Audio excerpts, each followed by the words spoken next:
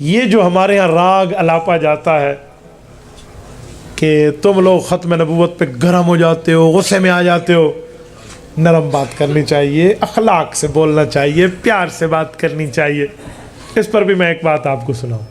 لاہور کے ایک کالج میں ایک لڑکا پڑھتا ہے، اور جو وہاں کا ٹیچر ہے وہ قادیانی تھا یا قادیانیوں سے متاثر تھا۔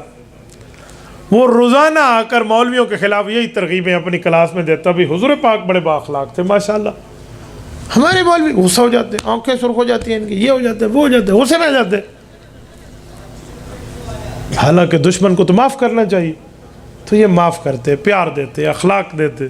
ہو سکتا ہے وہ ادھر آ جاتے، نرمی کرنی چاہیے، گستاخ رسول کے ساتھ نرمی اور سختی اس طرح کے روزانہ سکھاتے۔ طالب علموں کے کان بند ہو گئے، سن سن کے تھک گئے۔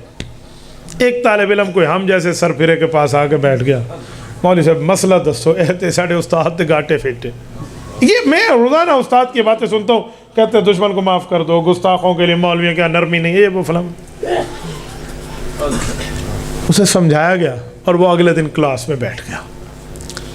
استاد نے پھر یہی پرانی پٹی شروع کر دی، تو اس نے کہا سر ایکسکیوز می، ایک بات میں بھی کہوں۔ ہاں جی کہو۔ اس نے کہا سر نیور مائنڈ، ناراض نہ ہونا، لیکن آپ کی شکل کتے جیسی ہے۔ وہ تو کلاس میں سناٹا چھا گیا۔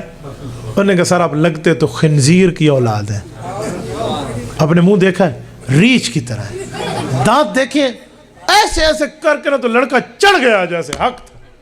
استاد کی تو آئیں بائیں شائیں اور ہوائیاں اڑ گئیں اور آنکھیں سرخ اور منہ سے جھاگ نکل گئی کہ اسٹوپڈ مین یو انسلٹ می، بے وقوف شاگرد میری بےزتی کر رہے ہو، اور لب کا اس کی طرف پکڑنے کے لیے۔